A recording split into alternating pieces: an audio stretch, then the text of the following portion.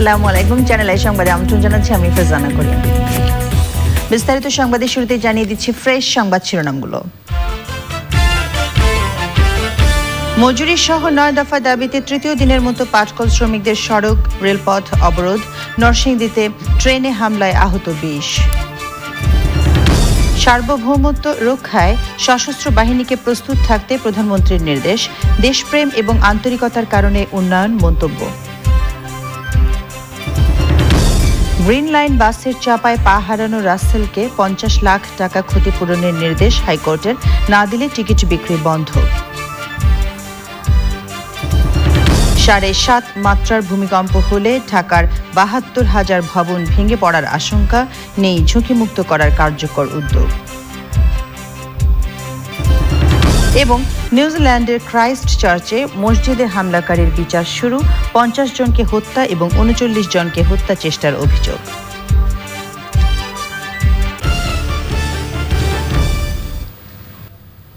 সংবাদ শিরোনামগুলো জানাচ্ছিলাম। এখনকার এই সংবাদ আয়োজন একই সঙ্গে চ্যানেল আই অনলাইনের লাইভ টিভি এবং চ্যানেল আই অনলাইনের ভেরিফাইড ফেসবুক পেজেও সরাসরি প্রচার হচ্ছে।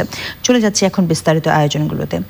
বকেয়া বেতন সহ 9 দফা দাবিতে সারা দেশে পাটকল শ্রমিকরা 72 ঘন্টার ধর্মঘট পালন করেছেন। শ্রমিকরা বলছেন সরকারকে কিছুটা সময় দেওয়া হয়েছে, এরপরও যদি মজুরি কমিশন বাস্তবায়ন সহ দাবি পূরণ না হয় তাহলে যে কোনো সময় বড় ধরনের কর্মসূচি ঘোষণা করবে শ্রমিক সংগঠনগুলো। মোস্তফা মল্লিকের রিপোর্টে বিস্তারিত। দাবি আদায়ে খুলনা যশোর অঞ্চলের রাষ্ট্রায়ত্ত পাটকলের শ্রমিকরা ধর্মঘটের সঙ্গে 4 ঘন্টা সড়ক রেলপথ অবরোধ কর্মসূচি করেছে। পাটকলের শ্রমিকরা নিজ নিজ প্রতিষ্ঠানের সামনে কর্মসূচি পালন করে। সিরাজগঞ্জে জাতীয় মজুরি কাঠামো বাস্তবায়ন সহ বকেয়া মজুরি প্রদানের দাবিতে জাতীয় জুট মিলের শ্রমিকরা রাস্তা অবরোধ করে ধর্মঘট পালন করেছে। নরসিংদীর ইউএমসি জুট মিলস ও ঘোড়াশালের বাংলাদেশ জুট মিলস শ্রমিকরা সকাল 9:30টায় বিক্ষোভ মিছিল বের করে। তারা চট্টগ্রামগামী কর্ণফুলী এক্সপ্রেস ট্রেনে হামলা চালায়।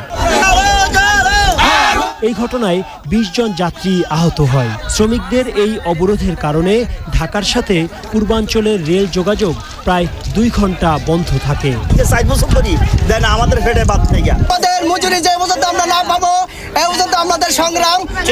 ঢাকার ডেমরায় লতিফ বাওয়ানি ও করিম জুট মিলের কয়েক হাজার শ্রমিক সকাল থেকেই রাস্তা অবরোধ করে কর্মসূচি পালন করে। ডেমরার বিভিন্ন এলাকায় পৃথক পৃথক সমাবেশেরও আয়োজন করা হয়। শ্রমিকরা বলছেন তাদের দাবি ন্যায্য। প্রধানমন্ত্রী, আপনার কাছে আমাদের দাবি আকর্ষণ করুন।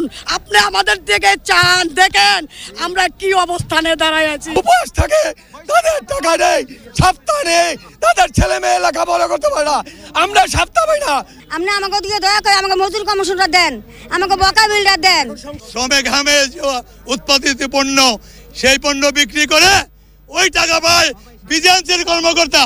এমন কর্মসূচির পরেও যদি দাবি মানা না হয় তাহলে আরও কর্মসূচি আসার ঘোষণা দেন নেতারা।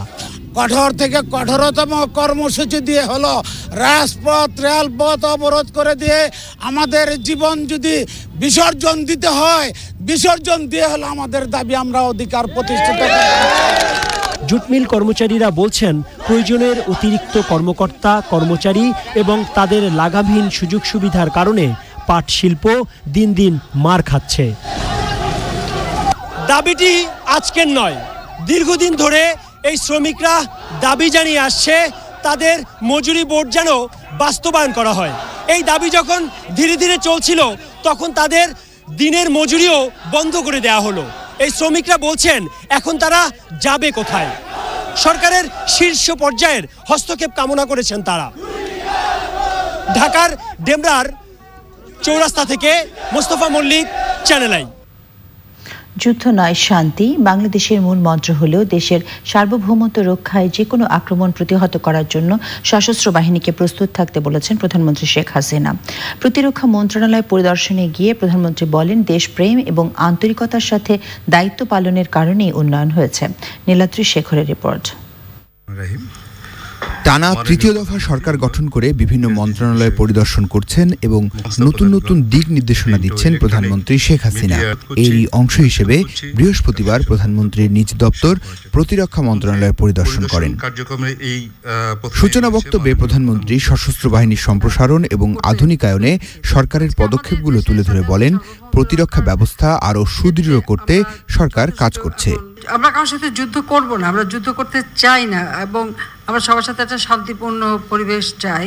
আর জাতির পিতা যে নীতিমালাটা দিয়ে গিয়েছিলেন যে সকলের সাথে বন্ধুত্ব, কারোর সাথে বড়ি তার নয়, আমরা সেই নীতিতে বিশ্বাস করি এবং সেই নীতিমালা নিয়েই কিন্তু আমরা চলছি।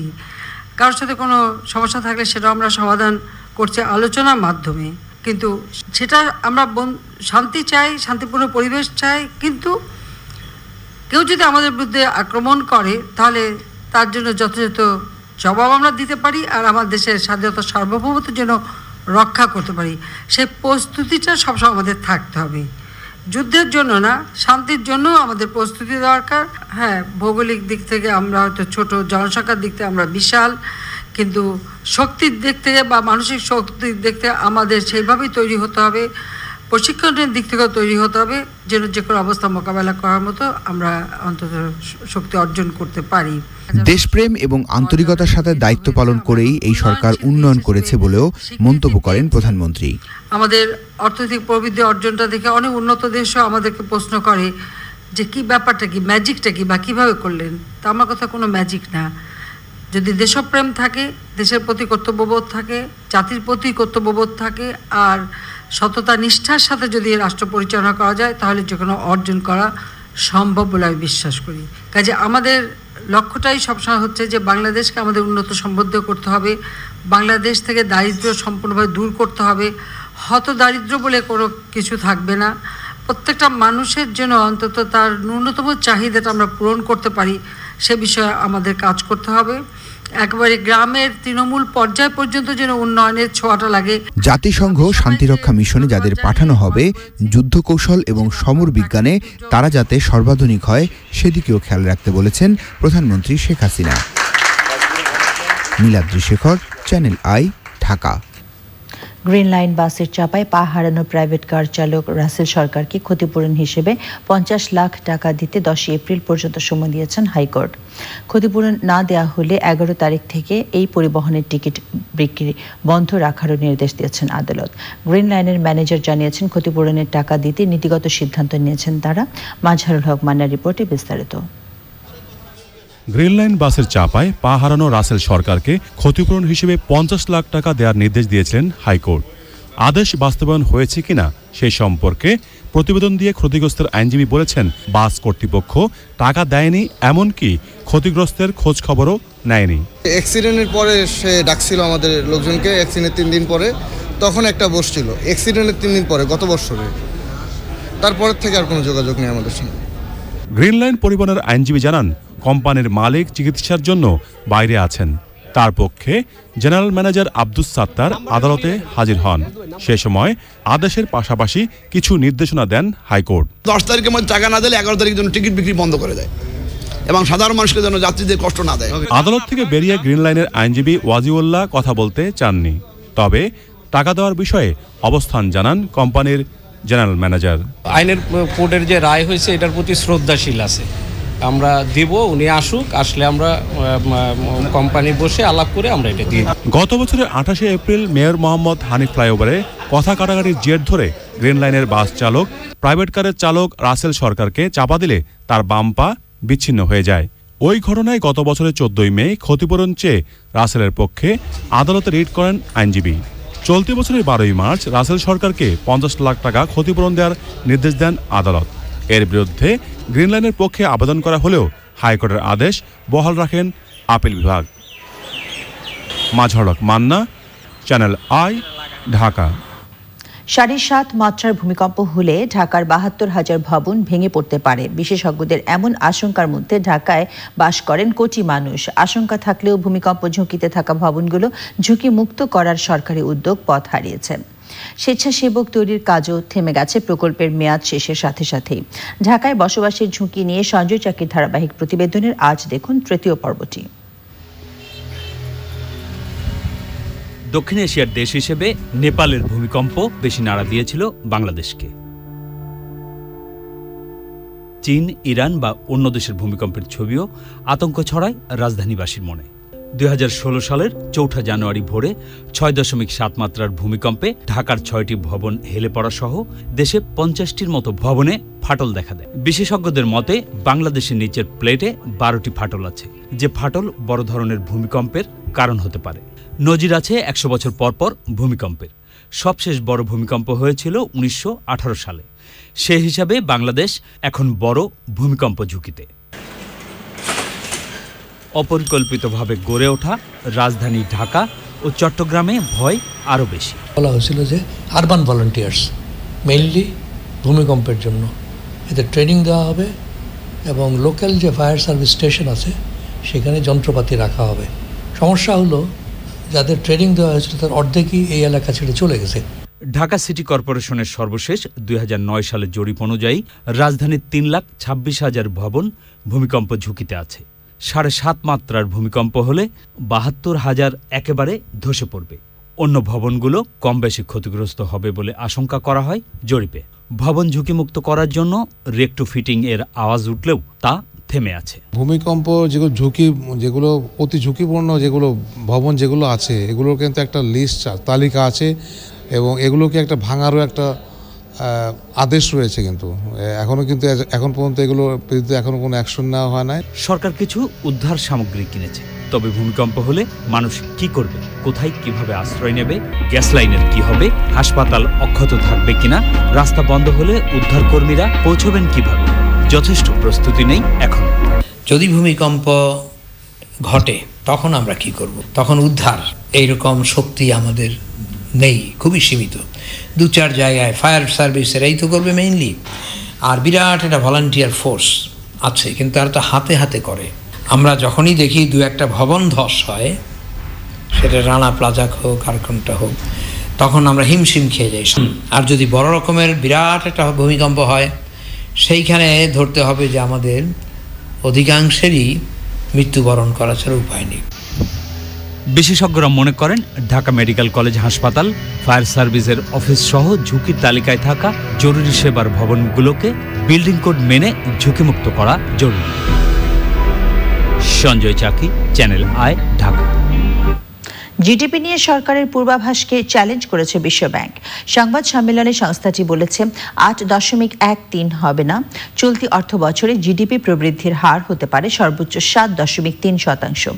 তাদের মূল্যায়ন বছর শেষে এটি ধরে রাখতে পারলে তাও হবে শক্তিশালী অর্থনীতির পরিচায়ক। রিজওয়ান ওয়াজের রিপোর্ট। 19 মার্চ মঙ্গলবার এনইসির বৈঠকে অর্থমন্ত্রী আহম মুস্তফা কামাল জানান, চলতি অর্থবছরে জিডিপি প্রবৃদ্ধি হতে পারে 8.13%। রপ্তানি ও রেমিটেন্সে ভালো করা, কৃষিতে বাম্পার ফলনের আশা, কৃষি ও সেবা খাতের চেয়ে শিল্পের অবদান বাড়তে থাকা, সব মিলে অর্থনীতিতে এ অর্জন সম্ভব হবে বলে জানান তিনি। সামষ্টিক অর্থনীতির প্রত্যেকটাতে আমাদের প্রবৃদ্ধি ভালো। আমাদের এক্সপোর্ট বেড়েছে, আমাদের ইনভেস্টমেন্ট বেড়েছে এবং আমাদের ম্যানুফ্যাকচারিং খাত বেড়েছে। 20 সালের পরে পরবর্তী 4 বছরের ভিতরে আমাদের প্রত্যাশা হচ্ছে ডাবল ডিজিটে পৌঁছানো, 10 ভাগে পৌঁছানো ইনশাআল্লাহ। এশীয় উন্নয়ন ব্যাংক এডিবি বুধবার পূর্বাভাসে বলেছে এবছর জিডিপি 8% হারে বাড়বে। অন্য সময়ের তুলনায় বেশি মাসের তথ্য উপাত্ত হাতে পাওয়ায় 7.5% থেকে সরে 8% প্রবৃদ্ধির কথা বলেছে তারা। তবে এডিবি এবং সরকারের এই হিসাব মানতে নারাজ বিশ্বব্যাংক। ক্যাপিটাল মেশিনারির আমদানি, ব্যক্তিগত ঋণ প্রবাহ, এডিপির বাস্তবায়ন, ট্যাক্স রেভিনিউ গ্রোথ, এগুলি সবই তো প্রবৃদ্ধির সাথে সম্পৃক্ত। এগুলির ভিত্তিতে আমাদের কিছু হিসাব নিকাশের পদ্ধতি আছে, তার ভিত্তিতে আমরা এই 7.3% বা 7.4% আমরা প্রজেকশন অ্যারাইভ করি। বিশ্বব্যাংকের ভারপ্রাপ্ত কান্ট্রি ডিরেক্টর বব সম অবশ্য দাবি করেছেন 7.3 কিংবা 8.13 এগুলো নিছক সংখ্যা। মোটের ওপর বাংলাদেশের অর্জন ঈর্ষণীয়। Bangladesh is one of the top 5 growth rate economies in the world, and whether that is a little over 7% or even approaching 8%, the main message here is that Bangladesh is on a very high growth rate. রিজবিন আওয়াজ, channel I, Dhaka. লেখাপড়ার পাশাপাশি খেলাধুলা এবং সংস্কৃতি চর্চার মাধ্যমে দেশের আগামী নেতৃত্ব গড়ে উঠবে বলে মনে করেন প্রধানমন্ত্রী শেখ হাসিনা। বঙ্গবন্ধু এবং বঙ্গমাতা বেগম ফজিলাতুন্নেসা মুজিব ফুটবল টুর্নামেন্টের পুরস্কার প্রদান অনুষ্ঠানে প্রধানমন্ত্রী বলেন, আজকের শিক্ষার্থীরাই আগামী দিনে বিশ্ব ভাঙনে বাংলাদেশকে নেতৃত্ব দেবে। পান্থ রহমান জানাচ্ছেন বিস্তারিত। অংশগ্রহণকারীর সংখ্যার বিচারে বাংলাদেশ তো বটেই, ফুটবল বিশ্বের বড় টুর্নামেন্ট এটি। বালক আর বালিকা এই দুই ক্যাটাগরিতে বঙ্গবন্ধু ও বঙ্গমাতা বেগম ফজিলাতুন্নেসা মুজিব ফুটবল টুর্নামেন্টে এবার অংশ নিয়েছে 22,35,415 জন। বঙ্গবন্ধু জাতীয় স্টেডিয়ামে এই আয়োজনের বঙ্গবন্ধু গোল্ড কাপের নবম আসরের ফাইনালে নীলফামারীর দক্ষিণ কানিয়ালখাতা সরকারি প্রাথমিক বিদ্যালয়কে 1 গোলে হারিয়ে চ্যাম্পিয়ন সিলেটের জৈন্তাপুরের হরিপুর সরকারি প্রাথমিক বিদ্যালয়। পরে একই মাঠে বঙ্গমাতা গোল্ড কাপের 8ম আসরের ফাইনালে লালমনিরহাট পাটগ্রামের টেপুরগাড়ি বিকে সরকারি প্রাথমিক বিদ্যালয়কে একমাত্র গোলে হারিয়ে চ্যাম্পিয়ন হয় ময়মনসিংহের নান্দাইলের পাঁচরুখি সরকারি প্রাথমিক বিদ্যালয়। মাঠে বসে বালিকাদের ফাইনাল ম্যাচ দেখার পর পুরস্কার মঞ্চে ওঠেন প্রধানমন্ত্রী শেখ হাসিনা। বিজয়ীদের পাশাপাশি অংশগ্রহণকারী সব দলকে অভিনন্দন জানান তিনি। খেলাধুলা করবে, সাংস্কৃতিক প্রতিযোগিতা করবে, তাদের শরীর স্বাস্থ্য ভালো থাকবে, মন ভালো থাকবে, তারা ডিসিপ্লিন শিখবে এবং আগামী দিনে এই বাংলাদেশকে তারা নেতৃত্ব দেবে, সেটাই আমি চাই। যারা খেলাধুলায় অত্যন্ত পারদর্শিতা দেখাচ্ছে, আগামী দিনে আন্তর্জাতিকভাবে তারা আরও সম্মান আমাদের দেশের জন্য বয়ে আনবে, সেটাই আমরা আশা করি। এই টুর্নামেন্ট থেকেই আগামীর দক্ষ ক্রীড়াবিদ বেরিয়ে আসবে এবং আন্তর্জাতিক অঙ্গনে বাংলাদেশের মুখ উজ্জ্বল করবে বলে আশা করেন সরকার প্রধান। আমাদের নারী অনূর্ধ্ব-14, অনূর্ধ্ব-16, অনূর্ধ্ব-18 এবং জাতীয় দলে 50 জন খেলোয়াড়ের মধ্যে 36 জন খেলোয়াড়ই হচ্ছে বঙ্গমাতা বেগম ফজিলাতুন্নেসা মুজিব গোল্ড কাপ প্রাথমিক বিদ্যালয় ফুটবল টুর্নামেন্ট থেকে তারা এসেছে। বাংলাদেশ এগিয়ে যাক, আমাদের আজকের এই শিশু, তাদের জন্য একটা সুন্দর ভবিষ্যৎ আমরা গড়ে তুলতে চাই। বাংলাদেশে তারা যেন সুন্দরভাবে বাঁচতে পারে, উন্নত জীবন পায়, জীবনের সাফল্য অর্জন করে। প্রধানমন্ত্রী জানান, এই আসরের সেরা খেলোয়াড়দের নিয়ে দীর্ঘমেয়াদী ক্যাম্পের পরিকল্পনা করছে সরকার। পরে বিজয়ীদের হাতে পুরস্কার তুলে দেন তিনি। পান্থ রহমান, চ্যানেল আই, ঢাকা। নিউজিল্যান্ডের ক্রাইস্ট চার্চে মসজিদে হামলাকারীর বিচার শুরু হয়েছে। অস্ট্রেলীয় নাগরিক ব্র্যান্টন টারান্টের বিরুদ্ধে অভিযোগ গঠন করেছে নিউজিল্যান্ড পুলিশ। তার বিরুদ্ধে 50 জনকে হত্যা এবং 39 জনকে হত্যা চেষ্টার অভিযোগ আনা হয়েছে। বিস্তারিত ইফতেখার উদ্দিনের রিপোর্টে।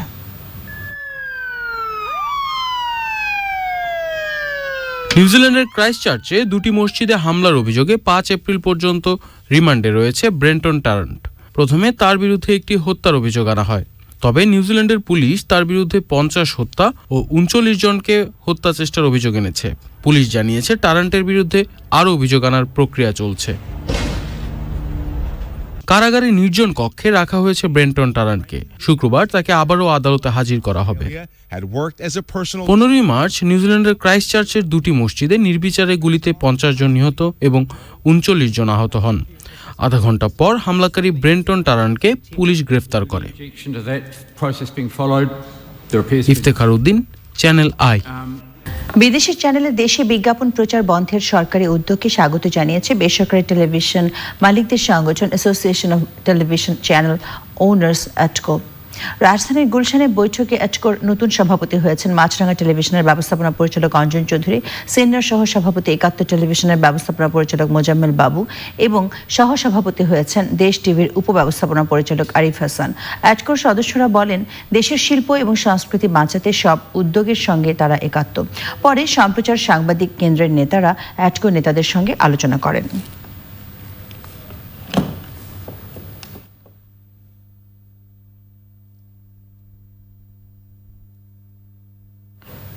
এবারে সামিট আন্তর্জাতিক প্রসঙ্গ।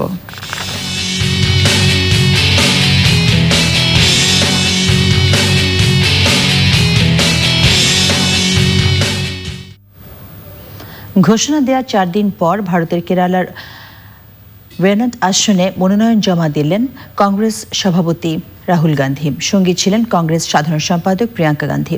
মনোনয়ন জমা দিয়ে রোড শো করেছে কংগ্রেস। উত্তরপ্রদেশের আমেথিতে আগেই প্রার্থী হয়েছেন তিনি। দ্বিতীয় কেন্দ্র হিসেবে দক্ষিণের রাজ্য কেরালার ওয়ায়ানাড কেন্দ্র থেকে ভোটের লড়ার ঘোষণার পর থেকে কেরালা, তামিলনাড়ু সহ দক্ষিণের রাজ্যগুলিতে কংগ্রেস কর্মীরা উজ্জীবিত হয়ে উঠেছে। আর আজ তার মনোনয়ন ঘিরে আরও চাঙ্গা হয়ে উঠেছেন কংগ্রেস কর্মীরা। বুধবার রাতে কোঝিকোড় বিমানবন্দরে রাহুলের কিছুক্ষণ পরেই সেখানে পৌঁছেন প্রিয়াঙ্কা গান্ধীও।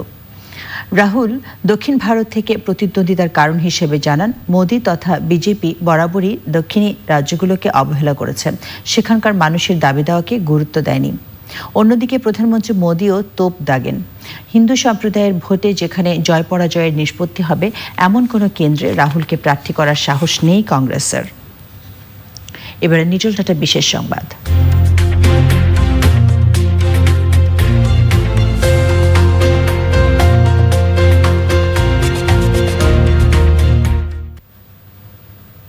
বেলজিয়ামে পানির 30 ফুট নিচে চালু হয়েছে অন্যরকম এক চলচ্চিত্র স্টুডিও। 110 মিলিয়ন ইউরো ব্যয়ে এটি নির্মাণ করেছেন ওয়েম মিশেল নামের এক ব্যক্তি।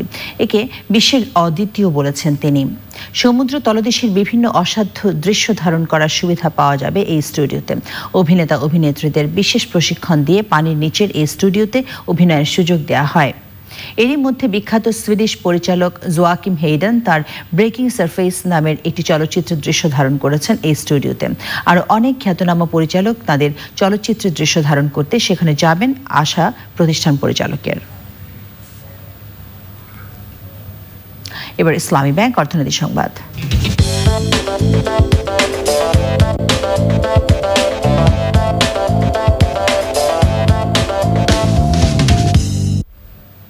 ব্রেক্সিট ইস্যুতে বাংলাদেশ যুক্তরাজ্য সম্পর্কে কোনো নেতিবাচক প্রভাব পড়বে না বলে জানিয়েছেন ঢাকায় British High Commissioner Robert Chatterton Dickson. Bangladesh যুক্তরাজ্য সম্পর্কের ভবিষ্যৎ নিয়ে কসমস ফাউন্ডেশন এবং ইউএনবির আলোচনায় তিনি বলেন, 2021 সালের মধ্যে মধ্য আয়ের দেশে পরিণত হবে বাংলাদেশ। বাংলাদেশে ব্রিটেন আরও বেশি বিনিয়োগ করতে চায় বলেও জানান তিনি। বলেন, রোহিঙ্গা সংকট, নিরাপত্তা অভিবাসন এবং জলবায়ু পরিবর্তন সহ বিভিন্ন ক্ষেত্রে বাংলাদেশের পাশে আছে যুক্তরাজ্য। A1 সাউন্ডলেস ওয়াটার পাম্প কৃষি সংবাদ।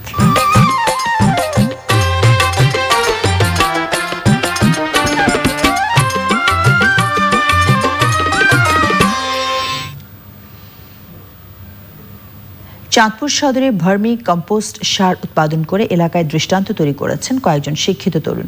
এতে মাটির উর্বরা শক্তি বাড়ার পাশাপাশি ফসলের ফলনও পাওয়া যাচ্ছে অনেক ভালো। ইকরাম চৌধুরীর পাঠানো তথ্য এবং ভিডিও চিত্র নিয়ে সুদীপ্তা মাহমুদের রিপোর্টে বিস্তারিত।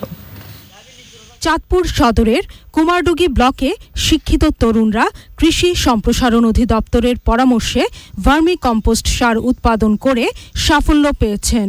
রিং স্ল্যাব দিয়ে ও হাউস তৈরি করে উৎপাদিত ভার্মি কম্পোস্ট সার ও কেঁচো বিক্রি করে স্বাবলম্বী তারা। এবং আমাদের দেখা দেখি আমাদের এলাকার শিক্ষিত যুবকরা এখন শুরু করছে এবং তারা অনেক ভালো আছে। আগে বেকার ছিলাম, এখন এগুলা দিয়ে সবকিছু চলতেছে, এখন খুব ভালো আছে। কৃষক তার জমিতে ভার্মি কম্পোস্ট সার ব্যবহার করে ফসলের অনেক ভালো ফলন পাচ্ছেন। ভার্মি কম্পোস্ট সার ব্যবহার করি তরু তরকারির জন্য এবং মাটিও ভালো থাকে, উন্নত ভালো তরকারি হয়। কৃষক পর্যায়ে দিনে দিনে জনপ্রিয়তা বাড়ছে ভার্মি কম্পোস্ট সারের। এই সার তারা চাঁদপুর সদর উপজেলা সহ প্রায় সকল উপজেলার কৃষকদের মাঝে বিক্রি করে। কেঁচো সার এবং কেঁচো বিক্রির টাকা থেকেই তাদের জীবিকা নির্বাহ হয় এবং দিন দিন এই ভার্মি কম্পোস্ট সার বেড়ে যাবে এবং কৃষক পর্যায়ে এই ভার্মি কম্পোস্ট সার ব্যাপক জনপ্রিয়তা অর্জন করছে। শিক্ষিত তরুণদের কৃষিকাজে উদ্বুদ্ধ করতে সরকারি সহায়তার প্রয়োজন আছে বলে মনে করেন কৃষি বিশেষজ্ঞরা। Sudipta Mahmud, channel I. এখন দেখবেন প্রকৃতি সংবাদ।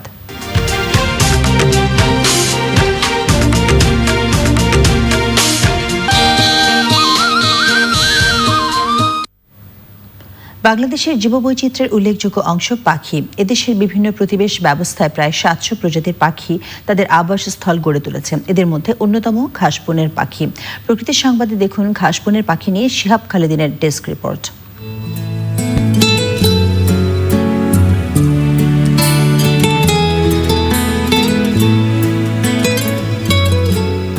বিভিন্ন বনভূমি, চরাঞ্চল, লোকালয় ও জলাশয়ের পাশাপাশি বাংলাদেশের বিস্তীর্ণ উন্মুক্ত প্রান্তর ও ঘাসবন বৈচিত্র্যময় পাখির আবাসস্থল হিসেবে পরিচিত। আবাসস্থলের ভিন্নতার কারণে এদেশের বেশ কিছু পাখি ঘাসবনের পাখি হিসেবে পরিচিতি পেয়েছে। এদের মধ্যে তিতির, বটেরা, ফুটকি, ঘাস পাখি, ভরত, তুলিকা, খঞ্জন, মুনিয়া অন্যতম। এসব পাখি মূলত বিভিন্ন ধরনের ঘাসজাতীয় উদ্ভিদে পূর্ণ প্রান্তরে এদের আবাসস্থল গড়ে তোলে। বিন্না, ছন, কাশ সহ বিভিন্ন ঘাসজাতীয় উদ্ভিদের ঝোপের মাঝে এরা আশ্রয় খুঁজে নেয়। বিভিন্ন জলাশয়ের পাশে থাকা নলবনগুলো এই পাখিদের স্বর্গরাজ্য। এদের খাদ্যের মূল উৎস কীটপতঙ্গ, উদ্ভিদের বীজ ও শস্যদানা। ঘাসবনের প্রতিবেশ ব্যবস্থায় এসব পাখির গুরুত্বপূর্ণ অবদান রয়েছে। তবে কৃষিকাজের জন্য ঘাসবন কেটে ফেলা, জলাশয় ভরাট, ঘাসজাতীয় উদ্ভিদের মাত্রাতিরিক্ত আহরণ এসব কারণে দেশের বিভিন্ন প্রান্তে থাকা ঘাস ও নলবনগুলো হারিয়ে যাচ্ছে। আবাসস্থল হারিয়ে যাওয়ায় অস্তিত্ব সংকটে আছে এখানকার পাখিগুলো। কিছু পাখি ইতোমধ্যেই এদেশ থেকে বিলুপ্ত হয়ে গেছে। তাই দেশের উন্মুক্ত প্রান্তরের ঘাস ও নলবনগুলো টিকিয়ে রাখার মাধ্যমেই রক্ষা করা সম্ভব ঘাসবনের পাখি। শিহাব খালেদিন, প্রকৃতি ও জীবন ডেস্ক, চ্যানেল আই। ঘাসবনের পাখি নিয়ে বিস্তারিত প্রতিবেদন দেখবেন আজ রাত 11:30 প্রকৃতি ও জীবন অনুষ্ঠানে। এবারে পপুলার লাইফ ইন্স্যুরেন্স বাণিজ্য সংবাদ।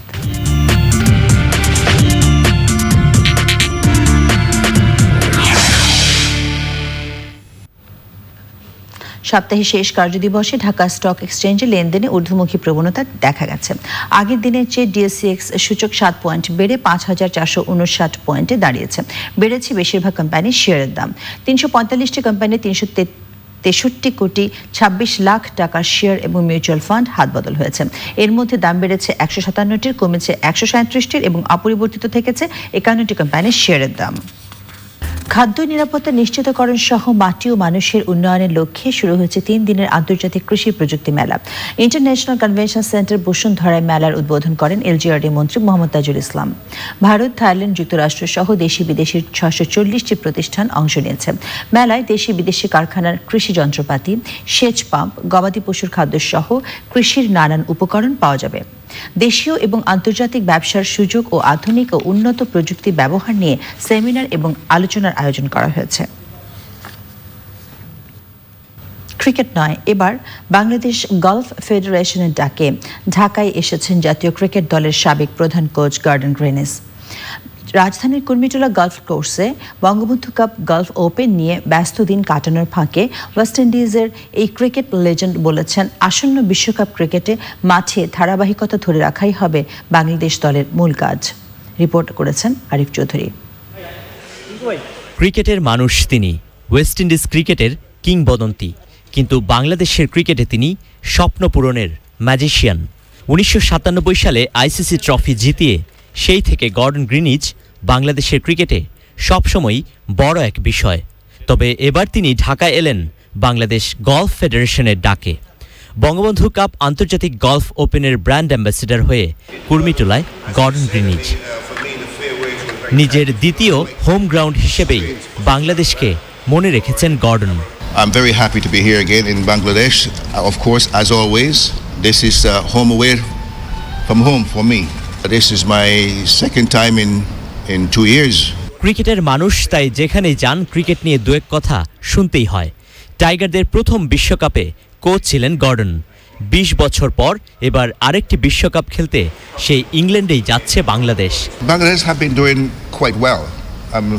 They've done very well, but again, the inconsistency is there. I would like to see Bangladesh do well, of course. Of course, I always have done. I've always looked out for Bangladesh, even though I haven't been here. But as I said, there's no clear-cut team that you would suggest right now that will win the World Cup. It's just a matter of how consistent they are throughout the World Cup. I'm hoping one of my favorite teams really is India, of course. Cricket নিয়ে কথা শেষ করে golf খেলতে কোর্সে নামেন Caribbean genius. অবশ্য ততক্ষণে দিনের খেলা শেষ করে এনেছেন প্রতিদ্বন্দ্বীরা। আগের দিনের চেয়ে একটু উন্নতি করে দেশ সেরা গলফার সিদ্দিকুর রয়েছেন দ্বিতীয় অবস্থানে। দিনটি অনেক ভালো গিয়েছে, আপনারা দেখেছেন আমার খেলাটা সেম রিদমে আছে। আমি লাস্ট হোল ছাড়া আমি 4 আন্ডার ছিলাম টুডে, সব মিলে 9 আন্ডার ছিলাম। সো লাস্ট হোলে একটা বগি হয়ে গিয়েছে, সো 2 দিনে একটাই বগি ছিল, টোটাল 8 আন্ডার। আমরা সব মিলে মানে আমি যেভাবে খেলতে চাচ্ছি ওইরকমভাবে আমি খেলতে পারতেছি। বঙ্গবন্ধু কাপ ওপেন গলফে বাংলাদেশিদের মোটামুটি আধিপত্যে দিন শেষ হলেও টুর্নামেন্টের শেষ 2 দিন আরও চ্যালেঞ্জিং হবে তাদের জন্য। Arif Chowdhury, channel I, Dhaka. বিশ্ব শান্তি এবং জলবায়ু পরিবর্তনে সচেতনতা তৈরির কাজে মনোযোগ দিয়েছেন ব্রাজিলের ফুটবল লেজেন্ড পেলে। এ কাজে দুনিয়ার মানুষকে ঐক্যবদ্ধ করতে ফুটবলকে ব্যবহার করতে চান ব্রাজিলের 3টি বিশ্বকাপ জেতানো ফুটবলের কালো মানিক পেলে। এবারের মিশনে পেলে পাশে চেয়েছেন বাংলাদেশের প্রধানমন্ত্রী শেখ হাসিনাকে। বাংলাদেশের প্রধানমন্ত্রীকে লেখা চিঠিতে নিজের পরিকল্পনার কথা জানিয়েছেন বিশ্ব ফুটবলের সবচেয়ে বড় সেলিব্রিটি। পেলে initiative for climate change world piece নামের কর্মসূচির আওতায় পেলে আর্থ কাপ নামে ফুটবল টুর্নামেন্ট আয়োজনে প্রধানমন্ত্রী শেখ হাসিনার সহায়তা চেয়েছেন তিনি। জলবায়ু সংকট মোকাবেলায় বাংলাদেশের প্রধানমন্ত্রীর ভূমিকার প্রশংসা করে এক ভিডিও বার্তাও পাঠিয়েছেন তিনি। পাশাপাশি বাংলাদেশের জনগণকে স্বাধীনতা দিবসের শুভেচ্ছা, জাতির জনক বঙ্গবন্ধু শেখ মুজিবুর রহমানের অবদানের উচ্ছ্বসিত প্রশংসাও রয়েছে পেলের লেখা চিঠিতে। সম্মানিত দর্শক, চ্যানেল আই সর্বশেষ সংবাদ জানতে যে কোনো মোবাইল অপারেটর থেকে ডায়াল করুন 226226 নম্বরে। এছাড়া যে কোনো সময় সর্বশেষ সংবাদ জানতে চ্যানেল আই অনলাইন.com লগ ইন করুন। এতক্ষণ আমাদের সঙ্গে থাকার জন্য ধন্যবাদ সবাইকে।